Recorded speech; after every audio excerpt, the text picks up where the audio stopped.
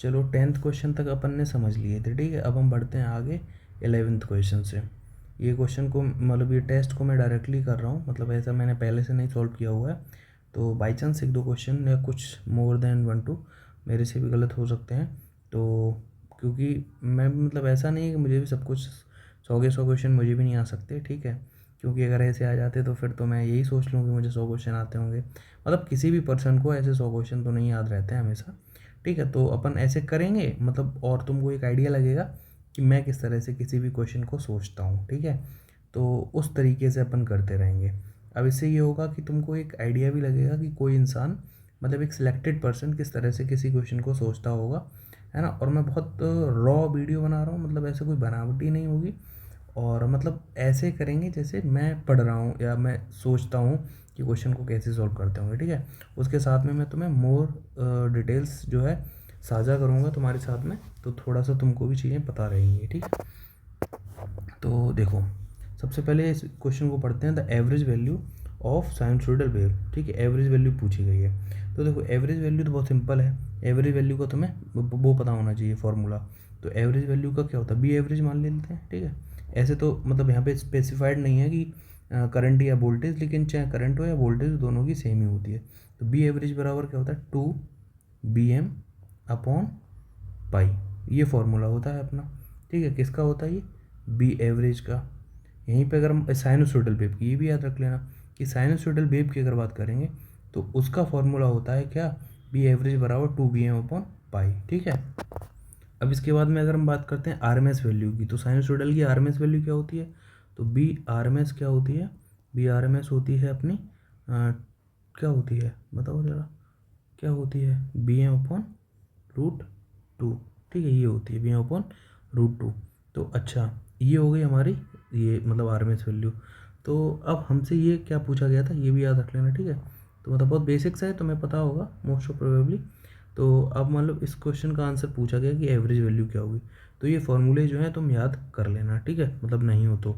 इसके अलावा ये यहाँ पे बात कर रहे हैं हम लोग साइनसोइडल वेव की, लेकिन और भी वेव्स होती हैं। कौन कौन सी वेव्स होती हैं, साइनसोइडल होती है, हाफ वेव रेक्टिफायर वाली होती है, स्क्वायर वेव होती है, रेक्टेंगुलर होती है, ट्राइंगुलर होती है। तो उन सारी वेव्स की जो आरएमएस वैल्यू है और एवरेज वैल्यू है ये तुम्हें याद होनी चाहिए। मतलब तुम्हें ऐसे कैलकुलेट नहीं करनी है, तुमको याद रखनी है होंगी। क्योंकि अगर तुम याद रख लोगे ना तो फिर क्या होगा, तुम जब भी क्वेश्चन को सॉल्व करोगी तो फिर डायरेक्ट मतलब जब भी कोई क्वेश्चन आएगा उससे रिलेटेड, तो मतलब तुमको ज़रूरत नहीं पड़ेगी कि तुम उस चीज़ को पूरा सॉल्व करो और डायरेक्टली आंसर लिख सकती हो, ठीक है। अच्छा, अब ये कहाँ से मिलेंगे, तो तुम अपनी कैप्सूल खोलना और पेज नंबर 10 खोल लेना, ठीक है। तो पेज नंबर 10 खोल लेना, वहाँ पे तुम्हें मिल जाएगा, ठीक है। तो उसके बाद में उसमें सारी वेव्स की आरएमएस वैल्यू और एवरेज वैल्यू दे रखी है, वो तुम्हें याद करनी है, ठीक है। तो यहाँ पे जो हमारा क्वेश्चन है उसको समझ लेते हैं। क्वेश्चन था एवरेज वैल्यू का। अब देखो मैक्सिमम वैल्यू तो ये दे रखी है, तो 2/पाई रह जा रहा है इनटू मैक्सिमम वैल्यू। तो 2/पाई की वैल्यू अपन को फाइंड करनी है। तो अब यहाँ पे ये बिकॉज एसएससी जेई का पेपर है तो इसमें कैलकुलेटर नहीं देते हैं ये प्री के एग्ज़ाम में, ठीक है। ये टेस्ट प्री वाला है, तो ये तुम्हें खुद सॉल्व करना पड़ेगा। तो जब ये तुम सॉल्व करोगे तो इसका आंसर जो है वो 0.3637 आएगा, ठीक है, इनटू BM। तो ये आंसर हो जाएगा। अब देखो ऑप्शन में डायरेक्टली भी तुम आंसर निकाल सकते हो, बहुत ईजी है। कैसे, देखो इतनी तो बात सिंपल है कि 2 लिखा हुआ है ऊपर और नीचे क्या लिखा है, मतलब इसको कैलकुलेट भी करने की ज़रूरत नहीं थी, वो कह रहा हूँ मैं। ऊपर लिखा है 2, है ना, पेन का कलर कर लेते हैं चेंज। ऊपर लिखा है 2, नीचे लिखा है पाई। क्या 2 से पाई काटने पे कभी आंसर 2 आ सकता है क्या, कभी नहीं आएगा। तो आंसर ये वाला तो गलत हो गया, ठीक है। दूसरा ऑप्शन क्या है, दूसरा तो छोड़ो, जो तो आंसर ही मैंने बता दिया ना। अच्छा √2, ये बताओ 2 को पाई से काटेंगे तो √2 कौन से हिसाब से आ गया, इरेशनल नंबर आ ही नहीं सकता, मतलब √2 नहीं आएगा ना, तो ये भी नहीं आ सकता, तो हटा दो। अच्छा 0.5 कब आएगा, जब 2 लिखा हो और नीचे कितना लिखा हो, कम से कम 4, तब जाके आंसर 0.5 आएगा। नीचे तो पाई लिखा हुआ है, तो फिर हमें पता है कि 0.5 भी नहीं आ सकता, ये भी आंसर नहीं होगा, ये भी नहीं होगा, तो यही डायरेक्टली हो जाएगा। तो मतलब तुमको कैलकुलेट करने की ज़रूरत नहीं थी इस क्वेश्चन में, ठीक है। तो ऐसे करके अपन देखते हैं। ये मैं जब से कुछ नहीं, इसका इस पर क्लिक कर देते हैं। अरे यार, अच्छा पेन पे क्लिक है ना, ठीक है, तो ये हो गया अपना आंसर। आगे देखो, इसमें इन्होंने तो पूरी सॉल्व कर रखी है, मतलब इन्होंने बताया है कि एवरेज वैल्यू कैसे निकालते हैं। देखो एवरेज वैल्यू निकालने का भी एक तरीका होता है, तो वो जब तुम अपना जो भी लेक्चर है वो देखोगे तो तुम्हें समझ आ जाएगा। ठीक है, यहाँ पे हमने डायरेक्टली बात करी है कि कैसे इसका आंसर होता है। तो अब निकालेंगे। देखो इतना क्वेश्चन आता तो है नहीं कि भाई कैसे निकालना है, क्यों डिस्क्रिप्टिव पेपर रहा नहीं कोई भी, तो तुम्हें निकालने का तो कोई हेडेक ही नहीं है।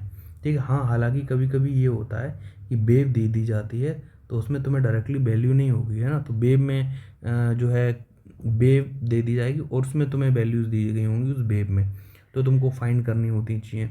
तो ऐसा क्वेश्चन वैसे जनरली नहीं आता, बाई चांस आएगा तो देख लेना, और अगर मैं देख लूँगा कोई क्वेश्चन होगा तो मैं बता दूंगा। ठीक है, आगे बढ़ते हैं अपन।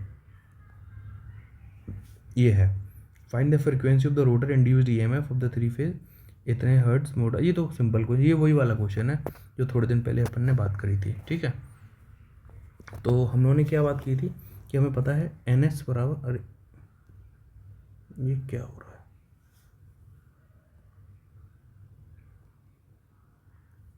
है, तो एन एस बराबर क्या होता है, एन एच इक्वल्स टू होता है 120 एफ अपॉन पी, ये होता है। ठीक है, अब देखो हमारे पास क्या है, हमें पूछा क्या गया है, फ्रिक्वेंसी पूछेगी, तो यहाँ से एफ बराबर क्या आ जाएगा, N S into P upon 120। अब हमारे पास देखो पोल है क्या, पोल पोल पोल पूछा क्या है, अच्छा rotor induced EMF induction motor, find the frequency of the, हाँ ओके, तो रोटर की फ्रिक्वेंसी पूछ, अच्छा ये वही क्वेश्चन तो है यार, वही वाला क्वेश्चन है जो तुम्हें बताया था। मैं भी क्या कर रहा हूँ, मतलब तुमने जो पूछा था वही क्वेश्चन है। ठीक है, तो इसका आंसर क्या आ जाएगा, क्या होता है, एफ आर बराबर एस एफ एस। ठीक है, एस कितना है 10/100। ठीक है, मल्टीप्लाई एफ एस कितना है 50 हर्ट्ज दे रखा है, इससे ये कटा इससे ये कटा, यानी 5 आ गई, 5 आंसर है। ठीक है,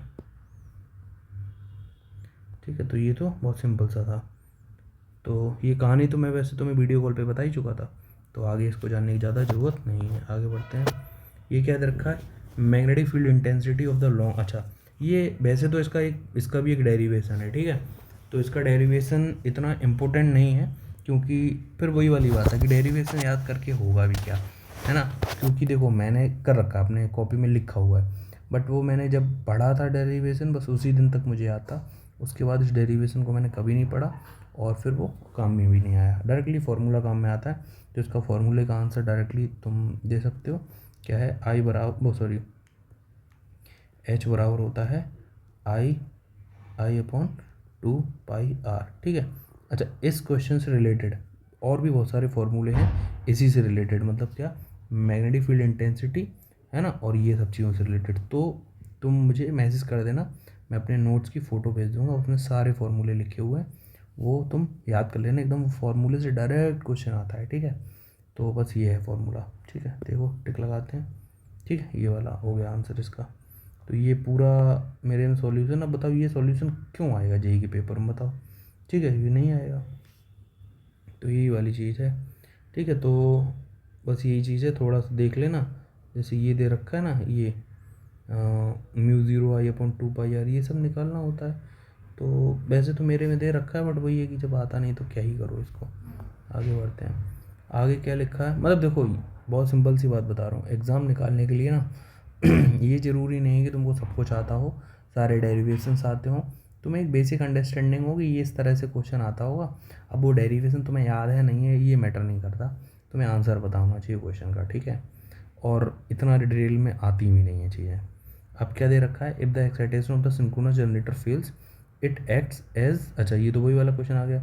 अगर एक्साइटेशन फेल हो गया, मतलब जो हम एक्साइटेशन दे रहे हैं, तो सिंक्रोनस जनरेटर और इंडक्शन जनरेटर में मैंने क्या बताया था, सिंक्रोनस जनरेटर और इंडक्शन जनरेटर, ठीक है, या मोटर, इंडक्शन मोटर में क्या फ़र्क होता है, बस यही फ़र्क होता है, ये जो होता है इसमें हम लोग रोटर में कोई भी सप्लाई नहीं देते, जबकि इसकी रोटर में मतलब सिंगल फेज सप्लाई रहती है। ठीक है, सिंगल फेज सप्लाई रहती है, जिससे क्या होता है कि उसके रोटर में एक फ्लक्स प्रोड्यूस होता रहता है, जिससे कि उसका जो स्टेटर वाले जो फ्लक्स होता है, उस मतलब जो रोटर होता है उसमें एक मैग्नेट क्रिएट हो जाती है, और जो स्टेटर होता है उसमें एक मैग्नेट क्रिएट ऑलरेडी हो रखी है, क्योंकि 3 फेज सप्लाई दे रखी है। मतलब समझ रहे हो ना मैं क्या कह रहा हूँ। ये एक रोटर है सिंक्रोनस मोटर का, और ये वो है स्टेटर है। यहाँ पे हमने आर्मेचर वाइंडिंग दे रखी है, ठीक है। यहाँ पे हमने रोटर वाइंडिंग दे रखी है जो कि फील्ड कहलाती है, ये आर्मेचर वाइंडिंग कहलाती है। तो इसमें एक पोल जनरेट हो जाता है NS। इसकी थोड़ी सी कहानी मैं तुम्हें समझा देता हूँ, देखो ठीक है। होता क्या है, ये क्या हो गया, होता क्या है कि जैसे मान लो ये है तुम्हारा रोटर, ठीक है, और ये है स्टेटर, ठीक है। अब देखो इसमें क्या होता है कि इसमें एक पोल जनरेट होता है, जैसे मान लो ये हो गया। अब यहाँ पर है N, यहाँ पर है S, यहाँ पर है N और यहाँ पर है S। ये 4 पोल की मतलब ने बनाई है तुम्हें आसानी से समझाने के लिए। अब ये जो रोटर है, ये रोटर मतलब इस तरह से ही कॉइल बनी रहती है। यहाँ पे मान लो N है, यहाँ पे मान लो S है, ठीक है। अब ये जो S है ये क्या करेगा, ये अपनी तरफ खींचने की कोशिश करेगा, ठीक है। ये जैसे ही अपनी तरफ खींचने की कोशिश करेगा, तो ये क्या है कि जब तक ये अपनी तरफ खींचने की कोशिश करेगा इस N को, तो जब तक इसका पोल जो है वो बदल जाएगा, क्योंकि इसका पोल कंटिन्यूस बदलता रहता है, ठीक है। तो जैसे ही इसका पोल क्या हो जाएगा N, तो ये क्या करेगा, इसको आगे धक्का दे देगा, ठीक है। आगे धक्का देगा मतलब इधर की तरफ, नहीं धक्का नहीं देगा, मतलब ये थोड़ी सी कहानी अलग बता रहा हूँ। जैसे इस टाइम पे क्या होगा कि इसको धक्का दिलवाना है, मतलब मैंने ऐसे बताना था कि ये N यहाँ पर होता, ठीक है, तब ये धक्का देता और यहाँ पे आ जाता। अगर ये सप्लाई ही नहीं देते हम रोटर में तो क्या होता, ये तो ऐसे ही बना रहता फ्री, कोई इसमें मतलब कुछ होता ही नहीं, ठीक है। तो होता क्या है कि जैसे मान लो इसको हटा देते हैं, दोबारा से बनाते हैं, दोबारा से समझाते हैं। मान लो ये रोटर है, ठीक है, और इस पर हमने एक बनाया है पोल, ये ऐसे बनाते हैं पोल, ठीक है। इधर N है, इधर S है, ठीक है। तो नीचे तो देखो कोई दिक्कत नहीं, नीचे चिपका हुआ है। अब देखो ऊपर N है, ये N क्या करेगा, इसको धक्का देने की इधर कोशिश करेगा, ठीक है। ये कोशिश तभी हो सकती है जब यहाँ पर N पोल और यहाँ पर भी N पोल जनरेट रहे, ठीक है। लेकिन ये कैसे होगा, जब रोटर में भी हमने कोई सप्लाई दे रखी होगी, तभी तो इसके रोटर पे भी एक पोल जनरेट होगा ना, और यहाँ पर भी होगा। तो ये इसको इधर की तरफ धक्का देगा और ये इसके साइड में आएगा और ये चिपक जाएगा इसके साथ में, तो एक मैग्नेटिक लॉकिंग हो जाती है। और फिर साथ में दोनों चीज़ें घूमती रहती हैं। कैसे कि जैसे ये मतलब यहाँ पे हम ये मान के चलते हैं कि ये जो पोल है ऐसे, रोटर जो है ऐसे आ गया, इसके पे यहाँ पे N था, ये चिपक गया, मैग्नेटिक लॉकिंग हो गई, तो ये आपस में चिपक गया। जब ये चिपक गया तो फिर क्या होगा, अब जैसे ही ये यहाँ पे तो N है, यहाँ पे S से बदल के N होगा। क्यों होगा, क्योंकि यहाँ पे 3 फेज सप्लाई है। 3 फेज सप्लाई जो होती है वो ऑल्टरनेटिंग होती है, मतलब उसके पोल कंटिन्यूस बदलते रहते हैं। तो इस पर तो फिक्स रहेगा क्योंकि यहाँ पे हमने DC वोल्टेज सप्लाई दे रखी है। और यहाँ पर पहले क्या था, S था, लेकिन बाद में N हो जाएगा। जैसे ही N होगा तो ये N क्या करेगा, इसको आगे की तरफ धक्का देगा, क्योंकि रिपेल करेगा। तो ये जब जैसे ही रिपेल करेगा आगे बढ़ जाएगा, फिर यहाँ पर दूसरा पोल होगा तो उसको चिपका लेगा। तो एक तरह से होता क्या है कि वो धक्का मिलता रहता है आगे की तरफ बढ़ने का, और उसके साथ में मैग्नेटिक लॉकिंग हो जाती है स्टेटर और रोटर के पोल्स की। और उस मैग्नेटिक लॉकिंग की वजह से जितनी स्पीड से स्टेटर का फ्लक्स घूमता है, उतनी ही स्पीड से रोटर जो है, रोटर वो भी रोटेट होता रहता है, ठीक है। तो ये कहानी बन जाती है। इसलिए सिंक्रोनस जनरेटर जो है वो सिंक्रोनस स्पीड से घूमती है, ठीक है, ये कहानी है। इंडक्शन मोटर में हम लोग क्या करते हैं, हम लोग सप्लाई नहीं देते हैं इसके रोटर पे, तो उसके चक्कर में होता क्या है कि उसको पीछा तो करता है लेकिन वो मैग्नेटिक लॉकिंग नहीं हो पाती है। मैग्नेटिक लॉकिंग क्यों नहीं होती, क्योंकि उसके रोटर पे कोई फ्लक्स जनरेट नहीं हो रहा है, ठीक है। उसके रोटर पे कोई फ्लक्स जनरेट नहीं हो रहा, बस एक शॉर्ट सर्किटेड है, ठीक है। तो होता क्या है कि बस वो यहाँ पे N और यहाँ पे S ऐसे करके बना रहता है, और यहाँ पे उसको रोटेट कराता रहता है, ठीक है। मतलब फ्लक्स का चेंज होता है, उसकी वजह से टॉर्क जनरेट हो जाता है। तो ये कहानी थोड़ा सा मैंने अभी उतने अच्छे से नहीं बताया, तो अगर मतलब वैसे तो ये बहुत बड़ा टॉपिक है, बस मैंने एक बेसिक आइडिया दिया है तुम्हें। तो इसमें रोटर में और इसके रोटर में क्या फ़र्क है। तो अब ये कह रहा है कि एक्साइटेशन फेल हो जाए, मतलब हमने इसके रोटर पे जो हमने बाइंडिंग दे रखी है उसमें जो हमने DC वोल्टेज दे रखा था वही एक्साइटेशन कहलाता है। वो एक्साइटेशन ही फेल हो जाए तो इंडक्शन जनरेटर बन जाएगा ना, कि मोटर मैंने लिख दिया जनरेटर, ठीक है ना, तो वो इंडक्शन जनरेटर बन जाएगा। तो बस यही पूछा गया था इस क्वेश्चन में। आगे बढ़ते हैं तो देखो इसका आंसर क्या हो जाएगा, इसका आंसर हो जाएगा सॉरी जनरेटर ना, गलत टिक कर दिया। इसमें जो लिखा हुआ है वो भी पढ़ लेते हैं अपन। तो देखो क्या लिखा है, एक एक लाइन पढ़ते हैं। Normally the alternator are connected to the system to which a number of the other alternator are also connected and hence the system behave as infinite bus। मतलब ये कह रहा है infinite bus का मतलब ये हो गया कि देखो सारे alternators जो होते हैं वो एक सिस्टम से कनेक्टेड रहते हैं, मतलब ये है, ठीक है। तो यहाँ पर हमने एक जनरेटर लगा रखा है, यहाँ पे एक जनरेटर लगा रखा है, यहाँ पे लगा रखा है। तो यहाँ पे हमने इसको वोल्टेज दिया 25 kV, जिस सब एग्जाम्पल के लिए ले रहे हैं। इसने भी दिया तो 25 kV, इसने भी दिया तो 25 kV, ठीक है। तो ये सबके वोल्टेज बराबर हैं। एक और जनरेटर ले लेते हैं, इसने भी दे दिया कितना, 25 kV। तो अब ये क्या है कि एक तरह से बसवार की तरह काम कर रहा है। बसवार का मतलब क्या होता है, बसवार एक ऐसा सिस्टम होता है जहाँ पर वोल्टेज और फ्रिक्वेंसी जो है वो हमेशा कैसी रहती है, सेम होती है, ठीक है। कैसी होती है, सेम होती है। फ्रिक्वेंसी, ये क्या लिख रहा हूँ, सेम होती है। बसवार की फ्रिक्वेंसी और वोल्टेज रेटिंग जो है वो कैसी होती है, सेम होती है। तो अब क्या होता है, जितने ऑल्टरनेटर कनेक्टेड हैं सारे 25 किलो वोल्ट जो है दे रहे होंगे। तो होता क्या है कि जितने जनरेटर होते हैं सब एक दूसरे से आपस में कनेक्टेड रहते हैं, मतलब एक उससे। इससे फ़ायदा क्या होता है कि मान लो ये जनरेटर फेल हो गया किसी वजह से, तो सप्लाई जो है वो यहाँ से ऐसे करके आने लग जाती है, या यहाँ से, मतलब इसमें आ गई ना सप्लाई मेन चीज़। जब इसमें आ गई तो वो किसी को भी दी जा सकती है, ठीक है। बस ये है कि थोड़ा सा लोड बढ़ जाएगा बाकी के 3 जनरेटर पे, लेकिन ये कि हम सप्लाई दे सकते हैं। तो इसे ही हम क्या कहते हैं, बसवार कहते हैं, इनफाइनाइट बस कहते हैं, ठीक है। तो ये क्या लिखा है कि normally the alternators are connected to the system to which a number of the other alternator also connected. मतलब एक ऑल्टरनेटर है वो किसी जगह सिस्टम से कनेक्टेड है, सिस्टम मतलब ये, ठीक है ना। एक ऑल्टरनेटर एक सिस्टम से कनेक्टेड है जहाँ पर अदर ऑल्टरनेटर भी जो है इससे कनेक्टेड है, ठीक है ना, और also connected and hence the system. अब ये जो सिस्टम है ये क्या कहलाता है, ये इनफाइनाइट बस कहलाता है, ठीक है। तो इसीलिए हम लोग इसको जोड़ देते हैं। तो जो हम पावर ग्रिड का सिस्टम सुनते हैं ना, पावर ग्रिड का काम ही यही है। पावर ग्रिड क्या करता है कि अलग अलग जगह के जनरेटर्स जो हैं, जो जनरेटिंग यूनिट्स हैं, उनको कनेक्ट करके रखता है। तो पावर ग्रिड का काम क्या है कि इनफाइनाइट बस को क्रिएशन करना, ठीक है। तो पावर ग्रिड जो है उसका काम ही है क्या, कि इनफाइनाइट बस को बनाना, ठीक है। और कैसे बनाना, कि दुनिया मतलब अपने इंडिया में डिफरेंट जगह पे क्या है, ऑल्टरनेटर्स लगे हुए हैं, और उन ऑल्टरनेटर्स को आपस में कनेक्ट करके रखना है कि अगर किसी एक जगह की जनरेटिंग यूनिट बंद हो जाती है किसी कारणवश, तो फिर दूसरी जगह से जो कि इंटरकनेक्शन हो रखा है वहाँ से हम सप्लाई को प्रोवाइड कर पाएँ, ठीक है। आगे बढ़ते हैं। आगे क्या दे रखा है, due to the influence of this in the infinite buses there will be a rotating magnetic field in the stator winding of all the alternator and these fields are rotated in the synchronous speed।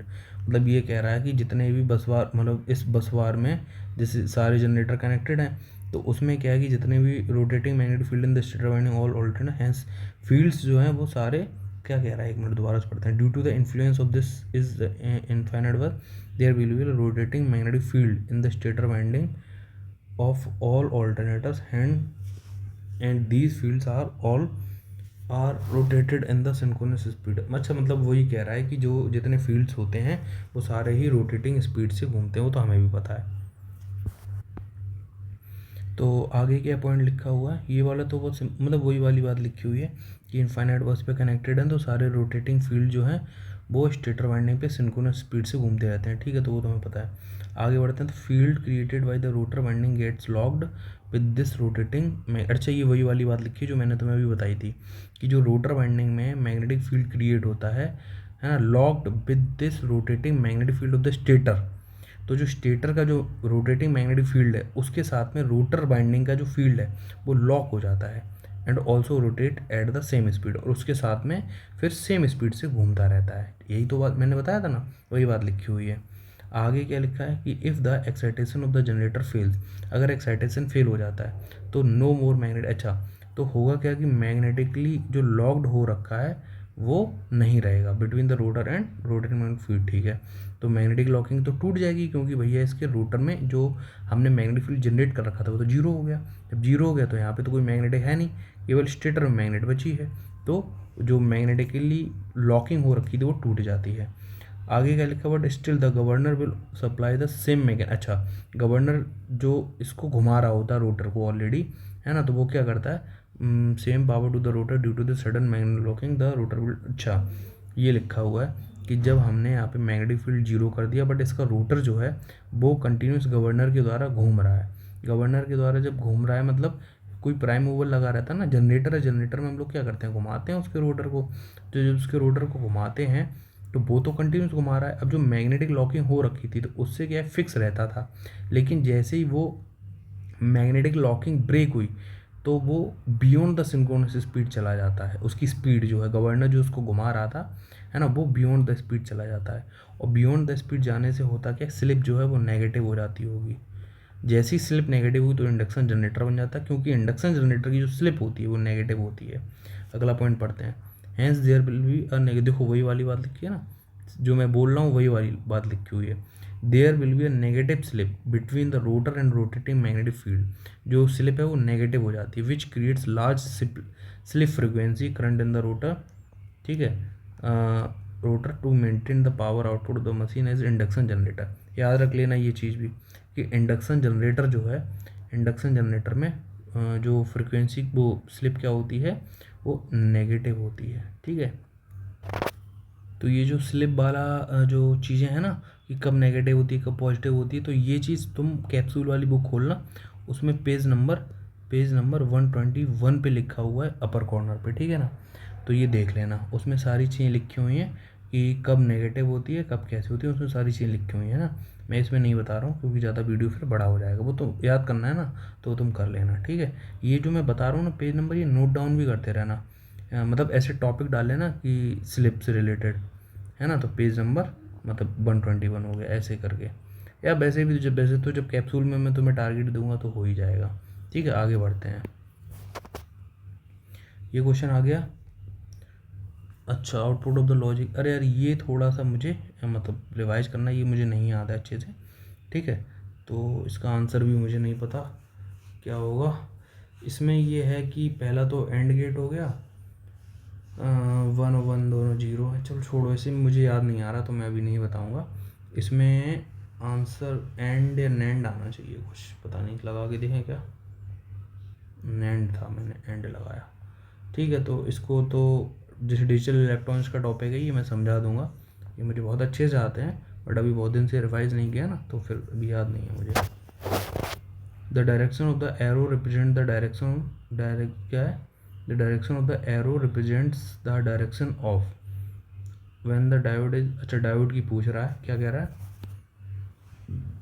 ये कह रहा है diode बना लो पहले एक, तो अपन diode बना लें। ठीक है, ये डायोड बना लिया। कह रहा है कि when the direction of the arrow, arrow जो है वो किस चीज़ को रिप्रेजेंट करता है, when the diode is forward wise.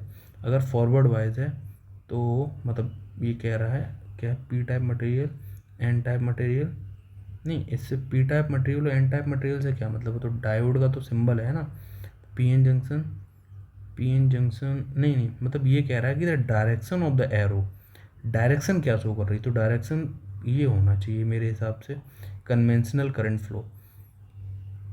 देखें क्या, समझ लेते हैं पहले और अच्छे से, तब क्लिक करेंगे इसको।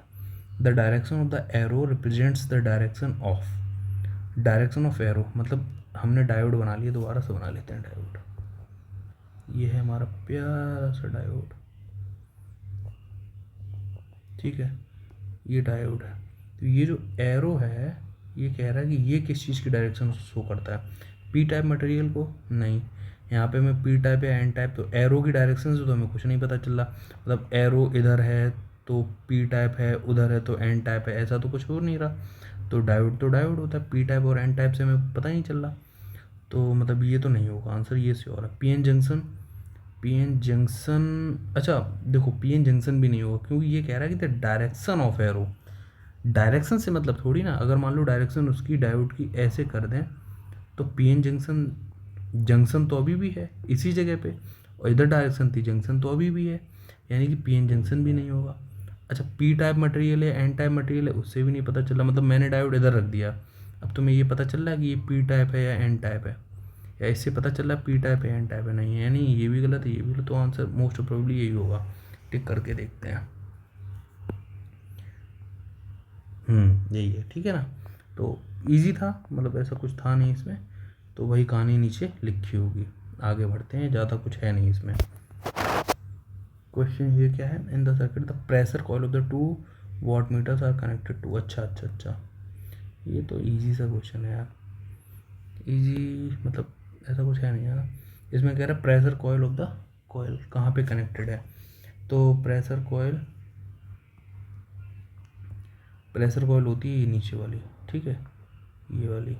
तो ये कह रहा है कहाँ कनेक्टेड है, देखो ये प्रेशर कॉइल आई है, ये कनेक्टेड है बी पे, इसकी ये प्रेशर कॉइल आई है, ये भी कहाँ कनेक्टेड है बी पे, यानी आंसर बी होना चाहिए। ठीक है, नीचे देखने की जरूरत ही नहीं पड़ रही, क्योंकि प्रेशर कॉइल पूछा है ना, प्रेशर कॉइल नीचे वाली होती है, ऊपर वाली करंट कॉइल होती है, याद रख लेना। तो अब the circuit is used for the power measurement using the 2 watt meter method. हम लोग ये बता रहे हैं कि 2 वाट मीटर मेथड से हम लोग पावर जब मेजर करते हैं तब उस चीज़ का ये डायग्राम है, ठीक है, ये इंपॉर्टेंट है। 2 वाट मीटर मेथड से जब पावर मेजरमेंट करते हैं तो इस तरह का सर्किट डायग्राम अपना बनता है ना। तो अगर हमें 3 फेज पावर को मेजर करना है, 3 फेज पावर को मेजर करना है तो 2 वाट मीटर मतलब minimum number of the watt meter वो कितने हैं, 2 लगते हैं। इसको हम लोग ब्लेंडर थ्योरम से भी निकालते हैं, ठीक है, कैसे, ब्लेंडर थ्योरम होती है, उसका नाम यही होता है। तो अगर हमें निकालना हो कि नंबर ऑफ वाट मीटर कितने लगेंगे, तो याद रख लेना कि हमेशा नंबर ऑफ वाट मीटर कितने लगते हैं, n-1, ठीक है, जहाँ पर n क्या है, n है हमारा नंबर ऑफ बायर, ठीक है, क्या है, नंबर ऑफ बायर। अब यहाँ पे 3 फेज है, RYB 3 फेज थे, 3-1 बराबर कितना हो जाएगा, 2 वाट मीटर लगेंगे। अपन यहीं पे अगर न्यूट्रल और दे देते तो बाहर कितने हो जाते, 4, तो 4-1 बराबर कितना आ जाता, 3, तो 3 वाट मीटर यूज़ होते अगर यहाँ पे न्यूट्रल भी दे रखा होता तो, ठीक है। तो याद रख लेना n-1 से हम लोग निकालते हैं, और जहाँ पे n क्या है, number of wire, not number of phase, ठीक है, फेज नहीं, अगर न्यूट्रल होगा तो वो फेज थोड़ी ना है, लेकिन फेज तो 3 होंगे, तो 3 नहीं रखना, 4 रखना, 4-1 करना है, ठीक है, याद रख लेना n-1, इसको ब्लेंडर थ्योरम बोलते हैं, ठीक है। तो आगे बढ़ते हैं, क्या दे रखा, 2 watt meter method is to measure the 3 phase, वही सब लिखिए, 3 वायर स्टार और डेल्टा कनेक्टेड बैलेंस और unbalance in this current coil और watt meter are connected with the any 2 line. मतलब कह रहा है कि जो वाट मीटर की जो करंट कॉइल होती है वो तो ऊपर फेज से कनेक्ट कर देते हैं, ये तो हमें पता है, करंट कॉइल को फेज से डायरेक्ट सीरीज में कनेक्ट कर रखा है ना। तो potential coil of each watt meter join to the same line से कनेक्टेड कर रखा है, which is the third line, उसको हम थर्ड लाइन से कनेक्ट कर देते हैं, ठीक है। तो बस यही लिखा हुआ था, इस डायग्राम में पूछा गया था कि जो प्रेशर कॉइल है वो कहाँ पे कनेक्टेड है, ठीक है। आगे बढ़ते हैं, a shaded pole motor is basically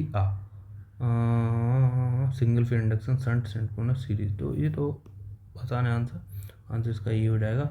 shaded pole motor जो है वो तो सिंगल फेज इंडक्शन मोटर में ही तो आती है, शंट तो है नहीं, शंट तो मोटर डीसी मोटर होती है, ठीक है, डीसी की होती है, शंट और सीरीज तो ना ये है ना ये। अब सिंक्रोनस मोटर तो एक तो खुद सिंक्रोनस होती है और एक और होती है रिलक्टेंस मोटर और एक हिस्टैरिसीस मोटर, वो होती है सिंक्रोनस मोटर, मतलब सिंगल फेज की अगर बात करें तो एक होती है रिलक्टेंस मोटर, एक होती है हिस्टैरिसीस मोटर, पता है ना ये।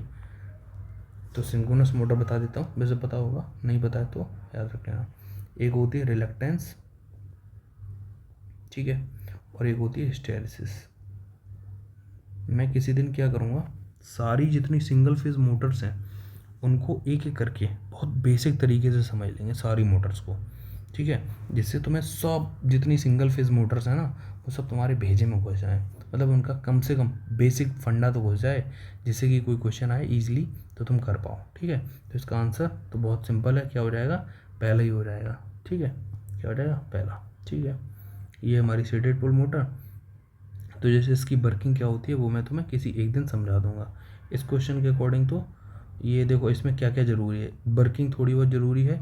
इसमें ये होता है कि शेडेड पोल टू अनशेडेड पोल वाली कहानी रहती है, और फिर भी चलो इसके कुछ पॉइंट्स देख लेते हैं, क्या लिखा है, the shaded pole motor is simply a self starting. हाँ, ये चीज़ याद रखना कि सिंगल फेज इंडक्शन मोटर में केवल यही एक मोटर ऐसी है जो सेल्फ स्टार्टिंग होती है, बाकी सारी मोटर्स में कुछ ना कुछ हमें व्यवस्था करनी पड़ती है सिंगल फेज मोटर में, ठीक है।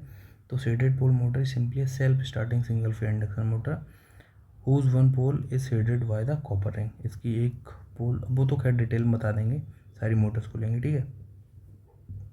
कॉपर रिंग को शेडेड, बाकी तुम खुद पढ़ लेना ये, है ना, ऐसा नहीं कि मत पढ़ो, ये तो मैं तुमसे कह रहा हूँ कि ये मैं बाद में बताऊँगा, क्योंकि उसमें फिर एक एक मोटर को लेंगे ना अपना, तो फिर अच्छे से समझा देंगे। लेकिन तुम ये सारे पॉइंट्स पढ़ लेना अच्छे से।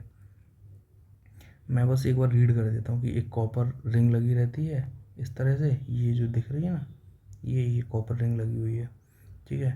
ओनली इन वन पर्टिकुलर, अच्छा ये केवल एक डायरेक्शन में रोटेट करती है, याद रखना।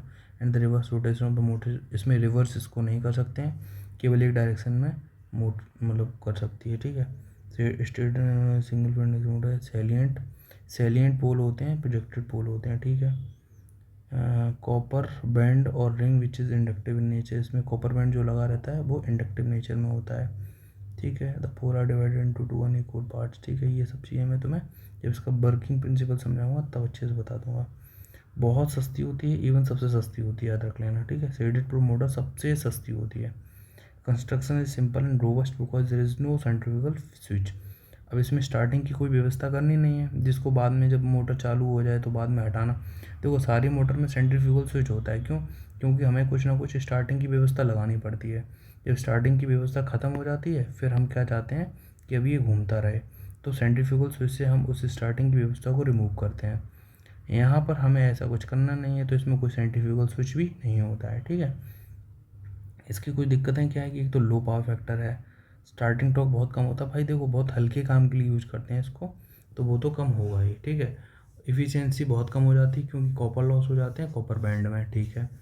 स्पीड जो है रिवर्सल, मतलब स्पीड को उल्टा कर नहीं सकते हैं, तो वो भी पॉसिबल नहीं है, तो ये इसका एक डिसएडवांटेज है। आगे क्या एप्लीकेशन देखो बहुत सारे हैं, क्या क्या है। स्मॉल डिवाइसेस लाइक रिले में हम लोग यूज करते हैं, फैंस में यूज करते हैं, छोटे छोटे फैंस जो होते हैं, ठीक है।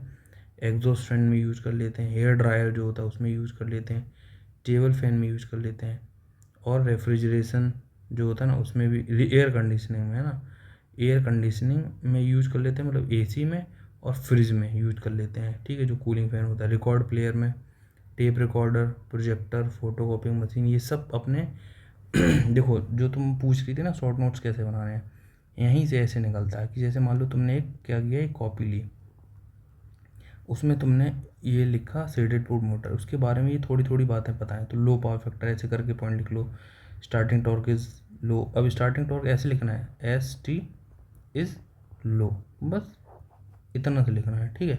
Efficiency is low, efficiency is low, ऐसे लिख लो, लॉस नहीं लो, ऐसे करके लिख लो। Speed reversal is not possible, है ना। एप्लीकेशन बहुत ज़रूरी है, बहुत इंपॉर्टेंट है, क्योंकि सिंगल फेज इंडक्शन मोटर से एप्लीकेशन ही सबसे ज़्यादा आते हैं, ठीक है। Starting electronics, clock and single phase synchronous timing Motors. अच्छा वैसे तो सारी सिंगल फेज इंडक्शन मोटर का, मतलब सारी सिंगल फेज मोटर्स का जो है एप्लीकेशंस कैप्सूल वाली बुक में बहुत अच्छे से दे रखा है, लेकिन फिर भी इसको पढ़ लेना, ठीक है। Text book is also must, उसमें जितनी भी डिटेल लिखी है ना उसके सॉल्यूशन में, वो तुम्हें पता होनी चाहिए, ठीक है। तो ये मैंने ऐसे हल्के हल्के तो पढ़ दिए हैं, बाकी तुम अच्छे से पढ़ लेना, कन्फ्यूज़न वाली नहीं है, बस ये क्या है, ये तुम्हें याद करने वाले पॉइंट्स हैं। ये क्या कह रहा है कि a coil wound with the 50 turn and, अच्छा ये वो वाला क्वेश्चन है, तो देखो इसमें क्या करते हैं, फॉर्मूला होता है अपना एल फाई बराबर, नहीं गलत पढ़ रहा हूँ, एल आई बराबर एन फाई, ठीक है। मैं इसको ऐसे याद रखता हूँ, लीना, ठीक है। तो लीना ऐसे करके मैं याद रखता हूँ, तो ली इधर हो जाता है, अब एन ए तो है नहीं, तो वहाँ पे हम फाई लगा देते हैं, बस ऐसे करके मैं याद, मतलब जस्ट अपनी एक ट्रिक है याद करने की, तो लीना करके मैं याद रखता हूँ हमेशा। तो मेरी क्लास में एक लड़की थी लीना, तो बस उसी की शक्ल याद आती है, इस फॉर्मूले को पढ़ गए मुझे तो ली और ना, ठीक। तो एल आई बराबर एन फाई, पूछा क्या है, इंडक्टेंस पूछा गया है, इंडक्टेंस होता है एल, तो एल बराबर क्या हो जाता है, n phi upon I. N कितना है 50 टन, फाई कितना है 200 मिली माइक्रो वेबर, ठीक है, और 8 एम्पियर। तो 4 दूनी 8, 4 पंजे 20, ये कट गया 25 हुआ, 25 पंजे 125, आंसर आएगा 125 से रिलेटेड। ये मतलब आंसर या तो ये होगा ये होगा, ठीक है। अब देख लो यहाँ पे जीरो कितना, एक जीरो है, इंटू 10⁻⁻6। अब देखो अरे ये क्या करना है,